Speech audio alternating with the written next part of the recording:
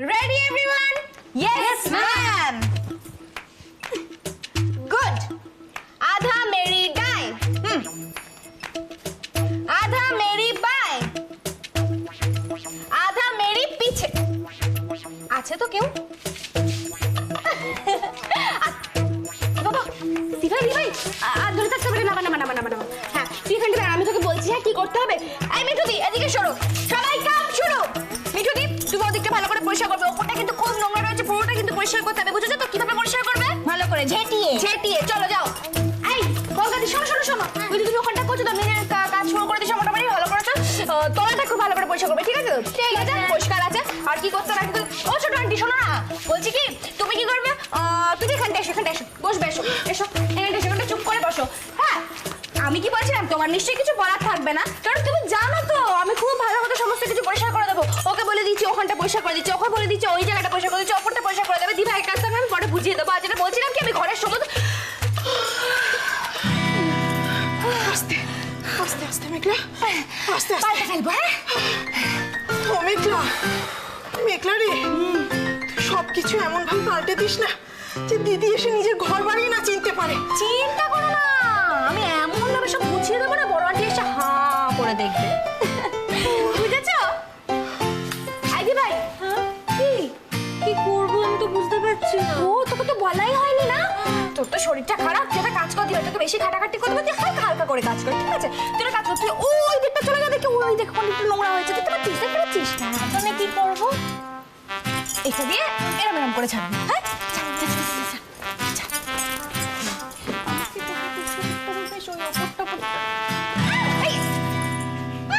দেখে কাজ করো তুমিও। আমি হচ্ছি, তুই ফোনটা কর। হাত যাচ্ছে না, বুঝতে পারছিস না?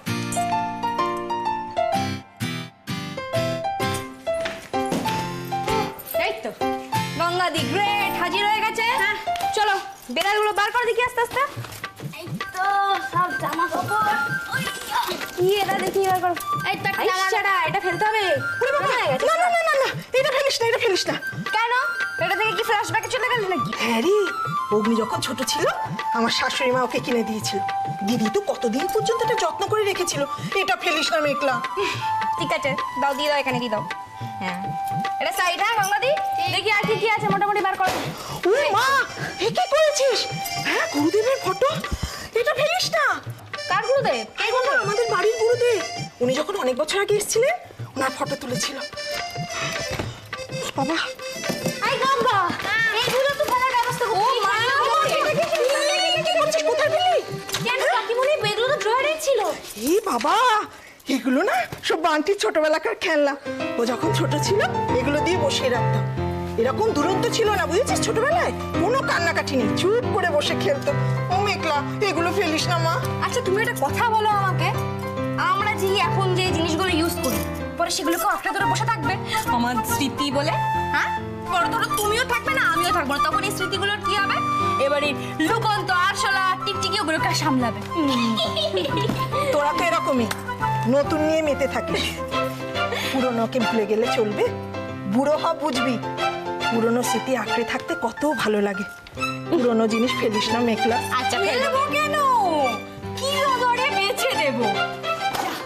ভালো হবে, বেশ ভালো টাকা পাওয়া যাবে, আর তাই দিয়ে মহালয়ার ফুচকা পার্টি।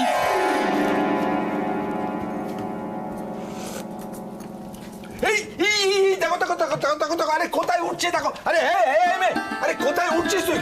এই দেখো রে কাণ্ড। আরে দাঁড়া, আমি ধরছি তোকে। না, তোমাকে এসব করতে হবে না, তোমার আবার কোমরে টান লাগবে, তখন দেখবে 4 দিন বিছানায় পড়ে থাকবে। তোমাকে এসব করতে হবে না, আমি সব করছি। এই তুই দেখছি আমাকে কোনো কাজ করতে দিবি না। তুই মেয়েটাই না আমাকে একদম বুড়ো বানিয়ে ছেড়ে দিচ্ছিস, বুড়ো। এই জয় কালো জিরের কৌটোটা করতে কি করেছিস? এটার মধ্যে কেন উঠলি? ধপস করে পড়ে যাস, তখন কি হবে? এ ভয়ঙ্কর। দাঁড়িয়ে আছো কেন হা করে? মেয়েটা সব কাণ্ড করতে বারণ করতে পারলে না? তোমার মেয়ে যেন বারণ করলে আমার কত কথা শোনে। এটা ঠিক কথা, কারো কোনো কথা শোনে না, নিজে যা মনে করছে তাই করছে। বলি তুই কি রে, এক বছর ঝুল না ঝাড়লে কি হয়? আচ্ছা মা, বছরে একবার মা আসে আর ঘরদোর অপরিষ্কার রাখলে মনটা কেমন খুঁতখুত করে না? তুমিও না? আমার দোষ, সব আমার দোষ। এই খুঁতখুঁতুনি ওর মনে আমি ঢুকিয়েছি। এখন দেখো আমার কথা আমায় শোনাচ্ছে।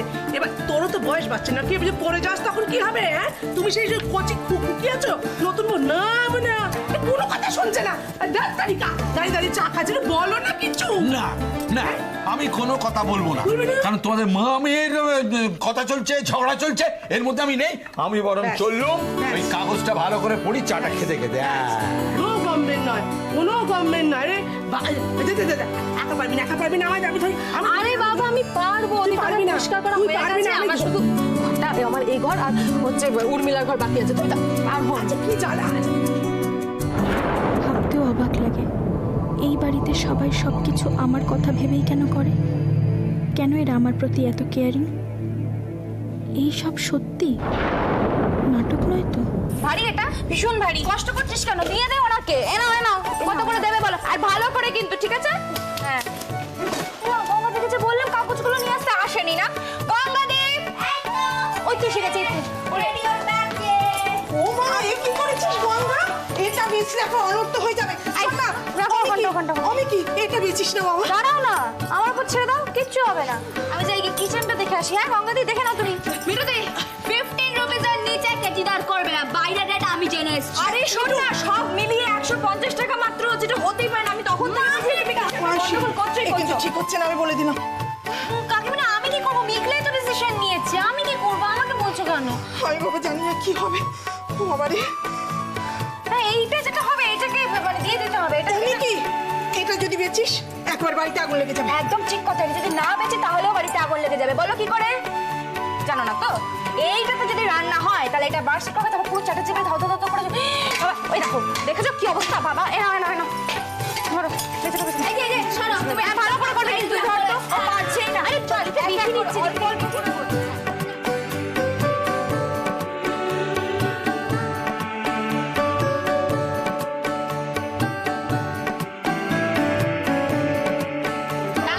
গুনে 450 টাকা দাও। আমার কি ভয় করছে, এই বাড়িতে একটা চেয়ারও দিদির মত ছাড়া এদিক ওদিক হয় না। মেঘলা, তুই সব বদলে দিলি। দেখি সে সব মেনে নেবে তো? আমি জানি না বাবা, কি যে হবে। কত আছে দেখি দেখি। ও না না, দিয়ে দিয়েছে সাথে। দিয়ে দিয়েছে? চলো।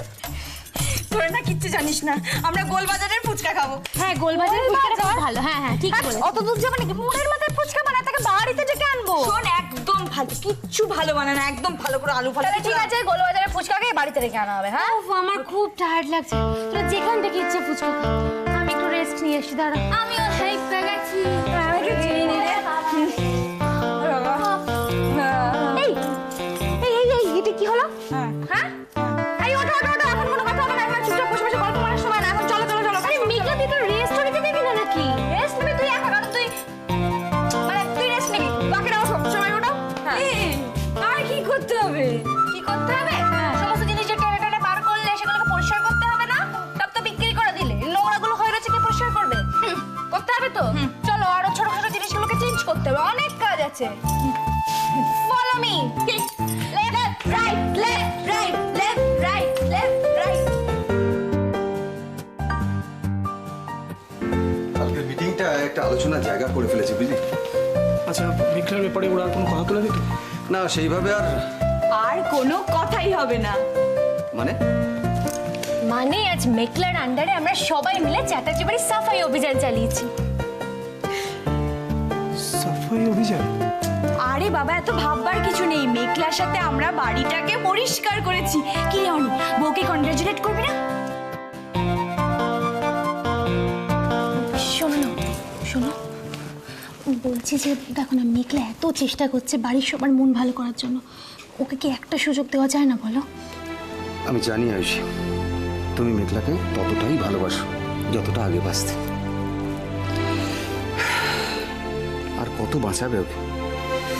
দেখো, আমার অফিসে যে গোলমাল করেছে সেগুলো আমি বাদ দিলাম, কিন্তু বাড়িতে মা যে কাজগুলো ওকে দিয়েছিল সেগুলোকে ঠিক ঠিক পালন করতে পেরেছে? বলো। এই সমস্ত সাফাই করার আগে ওর একটু মায়ের কাছ থেকে পারমিশন নেওয়া উচিত ছিল কিনা বলো? এই যে ছোট ছোট জিনিসগুলো মা নিজে হাতে কিনেছে, সেগুলো সরানোর আগে মায়ের ইমোশনের কথা একবার ভাবা উচিত ছিল। দেখো অগ্নি, আমিও কিন্তু সেই ভয়টাই পাচ্ছি, কিন্তু আমরা সবাই মিলে যদি মাকে বোঝাই। দেখো, মাকে যা কিছু বুঝিয়ে চুপ করে রাখা যায় না। কাজটা করার আগে মেঘলার ভাবা উচিত ছিল মা সবকিছু মেনে নেবে কি নেবে না। অগ্নি, মা কি মেনে নেবে না রে? মা, থাক বাবা। মা তুমি? আরে বড় মামি, কখন এসছো? কাউকে তো জানাইনি। কখন এলে? দিদি, তুমি এসে গেছো। এসো এসো, কি আনন্দ তুমি হচ্ছে। আগে থেকে বললে আমি তো তোমাকে ওখান থেকে রিসিভ করতাম। আপনাদের আসতে কোনো অসুবিধা হয়নি তো? মা বাবা কোথায় মা? ওরে বাবারে, এতগুলো প্রশ্ন আমি এক এক করে উত্তর দিচ্ছি। আমি একলা এসেছি, আমার কোনো অসুবিধা হয়নি। আর না, বাবা এখনো ফেরেননি। উনি বললেন ওনার ওই বইয়ের কাজে কি গোরখপুর যেতে হবে, তাই আমি ভাবলাম পুজোর কটা দিন আর বাড়ির বাইরে থাকি কেন, তাই ফিরে এলাম। তাছাড়া নিজের সংসারের সুতোটা বেশি দিন আবার অন্যের হাতে দেওয়া উচিত নয় তো। নিজের সংসারের রাশ নিজের হাতে রাখাই ভালো। কি মেঘলা, ঠিক বললাম তো? থাক থাক, ওয়েলকাম হোম বড় আন্টি। কথাটা মন থেকে বললে তো? না মানে পরীক্ষা দেওয়ার থেকে রেজাল্ট বেরোনোর সময় দুশ্চিন্তাটা বেশি হয় তো, তাই জিজ্ঞেস করলাম। হ্যাঁ হয়তো, যারা মনে করে তারা ফেল করবে তাদের দুশ্চিন্তা হয়, কিন্তু আমি তো ওয়েট করেছিলাম কখন রেজাল্টটা বেরোবে, কারণ আমি তো জানি আমি ভালো রেজাল্ট করব। শোনো না, বলছি তুমি বাড়িতে ঢুকতে না ঢুকতে চমকে যাওনি? পুরো বাড়ির রূপই তো আমি চেঞ্জ করে দিয়েছি। রেগে যাওনি তো আবার? না, রাগ করবো কেন? তোমরা সব আজকালকার ছেলে মেয়ে নিজেকে সুন্দর দেখাবার জন্যে কথায় কথায় বিউটি পার্লারে ছুটো। ওপরের চাকচিক্য ছাড়া বদল বলতে তোমরা আর বোঝোই বা কি? এ বাবা বড় আন্টি, এভাবে বলছো কেন? আমি তো শুনলাম ভাদ্র মাসে এসব ঝাড়াঝাড়ি করতে হয়, এটা তো বাঙালিদের ট্র্যাডিশন, তুমি এটাকে ওপরে চাকচিক্য বলছো? বাহ, এই কদিন সংসার করে ট্র্যাডিশন তো খুব শিখেছ। তা কেমন অভিজ্ঞতা হলো তোমার? চাবিটা শুধু নিজের কাছেই রেখেছো, নাকি তার ব্যবহারটাও ঠিক মতন করেছো? হ্যাঁ দিদি, মেঘলা সব কাজ একা হাতে সামলেছে, রান্না বান্না, ঘর দূরের কাজ। থাক ছোট, তুই তো জানিস আমি নিজে চোখে না দেখে কিচ্ছু বিশ্বাস করি না।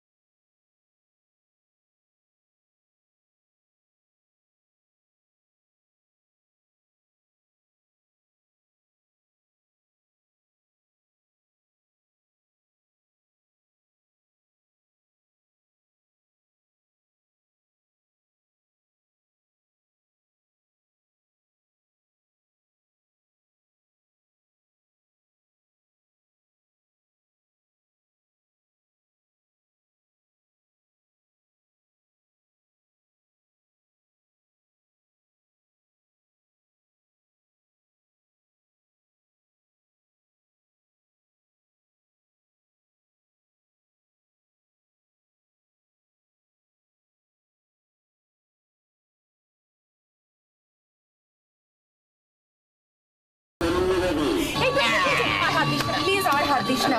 চলছে চলবে তো বটে, কে সারালো সেটা বলবি না? হ্যাঁ, ব্যাটারি এই ছাড়া সম্মান। না তুই ব্যাটারি ছাড়া চালিয়ে রাখ। ওর ব্যাটারি এনেছিল বলে ব্যাটারিটা তো আমি চলছিল। এনেছি বলে চলছে। ওরে তুই ব্যাটারি এনেছিলি কিন্তু না, চালানো না, ঠিকঠাকই করলো। তোরা থাম, আচ্ছা তোদের বয়স কত? তোরা এরকম ছোটবেলার মতো ঝগড়া করছিস কেন? এই শোন, আর যেন কেউ রেডিওতে না হাত দেয় প্লিজ। কাল সকালে মহালয়াটা এই রেডিওতে শুনতে চাই। আবার কে হাত দেবে বিক্রমে অনেক ঝামেলা হবে। ওরে ওপুরে, এই রেডিও এখন একদম চাঙ্গা। ইয়া দেবী সর্বভূতেষু শক্তি রূপেণ সংস্থিতা, শুনতে কোনো অসুবিধা হবে না। দেখে নিবি? ঠিক বলেছিস।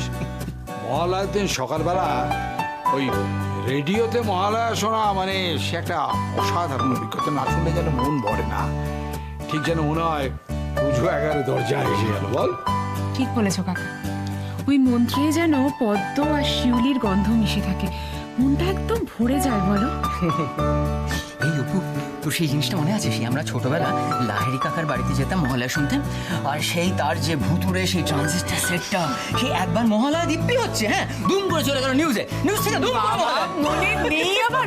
আর ওকে খারাপ ভাবে সেটা নকল। এই খারাপ করতে হবে না। না না, মানে শোনা যায় না। আরেকবার কর না নকল। এই না, দা। কর না দাদা, কতদিন শুনিনি। বলছিস বাবা? ওই এক সত্যি বুড়ো বয়সে কি সব করাস না? কি নাম? হ্যাঁ, বাজলো তোমার আলোর বেনু। আজ ভারত আর পাকিস্তানের মধ্যে একটি শান্তি চুক্তির ব্যবস্থা হয়েছে। সেই শান্তি চুক্তি নিয়ে মাতলো যে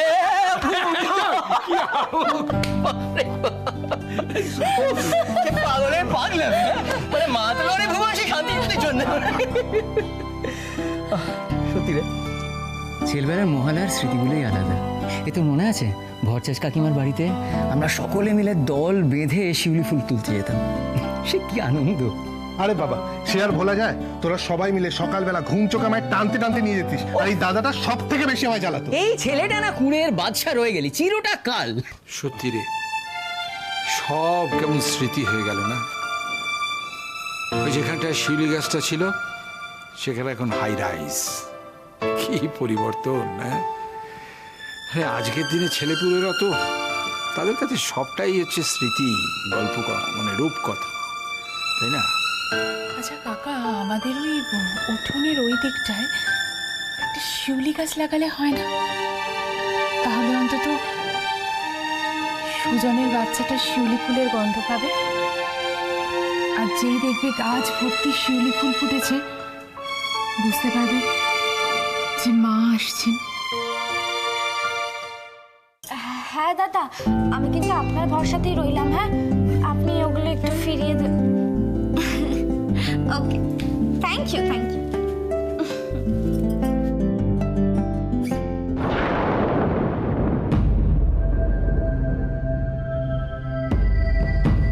আমি পই পই করে বলেছিলাম পুরনো জিনিসের উপর দিদির বড় মায়া। শুনলি না আমার কথা? একটা একটা করে সব বিক্রি করে দিলি। সামলা এবার। এগুনি কি হবে এবার? এরকম ইরেসপন্সিবল মেঘলা হয় কি করে? দাঁড়াও আসো মেঘলা, একটু ভালো করে ভেবে দেখো তো, তুমি কি রেডিওটাকে কোথাও বিক্রি করে দিয়েছো? না বাড়িতে খুঁজলে পাওয়া যাবে? অনি, আর খুঁজলে পাওয়া যাবে না। আমি নিজে হাতে ওটা কাবাড়িওয়ালার কাছে বিক্রি করে দিয়ে এসেছি। আমি বরং একটা কাজ করছি, আমি মাকে গিয়ে সব সত্যি কথাগুলো জানাই। আরে কি বাবা, না না না, এই শোন, কি বললি তুই? তুই মাকে গিয়ে বলে দিবি? তোর মাথায় এটুকু বুদ্ধি নেই? তুই যদি এখন নিজে গিয়ে বলিস আন্টিকে, তাহলে আন্টি সব দোষটা তোর ঘাড়ে দেবে তখন। কিন্তু মেঘলা কতক্ষণ আমার মায়ের কাছ থেকে কথা লুকিয়ে রাখবো বলতো? কাল সকালে যখন মা মহালয়া শুনতে আসবে তখনই তো জেনে যাবে। আমি ঠিক জানতাম কালকে দেখবি কিছু একটা ঘটবে, আমি জানি। এই চুপ করবে তুমি, কিচ্ছু হবে না। আমি বড় আন্টির কাছে ঠিক হারবো না।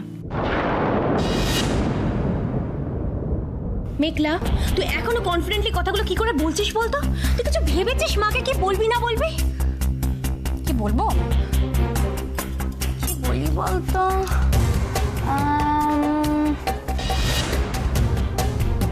তুমি কিচ্ছু করতে পারবে না মেঘলা, আন্টির কাছে হারতে আমি তোমাকে বাধ্য করব।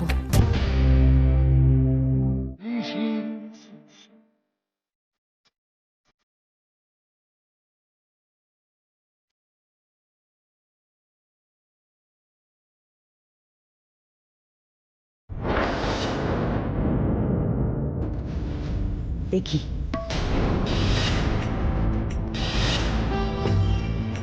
ওটা কি? রেডিওটা কোথায়? মা বলছিলাম তুমি একটু বসো না, দেখো এর সাউন্ডটা খুব পরিষ্কার শোনা যায়, শুনে দেখো। আমি তোকে বলেছিলাম মহালয়ার আগে তোর ঠাকুরদাদার রেডিওটাকে সারিয়ে রাখতে, সেটা করিসনি তো? মা রেডিও মানে মানে কি মানে করছিস? বড় আন্টি শোনো না, বলছিলাম আগে তো শুধুমাত্র রেডিওতেই মহালয়া শুনতে পেতে, এখন না ইন্টারনেটেও মহালয়ার রেকর্ডিংটা শুনতে পাওয়া যায়। ও, তার মানে এটাও তোমার কাজ, তাই তো? তুমি হয়তো জানো না মেঘলা, চ্যাটার্জি বাড়ির সবাই প্রত্যেক বছর ওই রেডিওতেই মহালয়া শুনতে অভ্যস্ত। তোমার হাতে সংসারের চাবি তুলে দিয়েছি বলে তোমার সমস্ত আবদার আমি মেনে নেব? তোমার জন্যে তো আর আমার পরিবারের ঐতিহ্য বিসর্জন দিতে পারি না। বড় আন্টি, আমি যতদূর জানি ঐতিহ্য মানে হলো সকালবেলা উঠে মহালয়া শোনা, সেটা রেডিওতে হোক কিংবা ল্যাপিতে। কি প্রবলেম, তুমি রিয়াক্ট করছো কেন? তোমার কাছে ওটা একটা শুধু রেডিও হতে পারে, কিন্তু আমার কাছে ওটা আমার শ্বশুর মশাইয়ের স্মৃতি। তাই জন্য আর কথা না বাড়িয়ে আমার রেডিওটা আমার সামনে এনে দাও। কি হলো, কোথায় আমার রেডিও? কেউ একজন গিয়ে নিয়ে এসো ওটাকে। কি হলো, সবাই বসে আছো কেন? কেউ কিছু বলছো না কেন? কেউ কোনো কথা কি করে বলবে আন্টি? মেঘলা কাউকে কিছু বলার মতন রেখেছে? মানে কি করেছে মেঘলা? কি হলো মেঘলা, সারাক্ষণ তো এত কথা বলো, এখন হঠাৎ মুখে কুলু পেটে বসে থাকলে কেন? বলো, তুমি বলবে নাকি আমি বলবো? আচ্ছা চলো, ঠিক আছে, আমি বলছি। আন্টি, তোমার এই আদরের ছোট বউ না একেবারে এই বাড়ির বৌমা হওয়ারই যোগ্য। ও কি করেছে জানো? তোমার সমস্ত পুরনো জিনিসপত্র, যেগুলোকে তুমি বয়সকালে আঁকড়ে ধরে বাঁচবে বলে রেখেছিলে, সেগুলোকে বিক্রি করে দিয়েছে।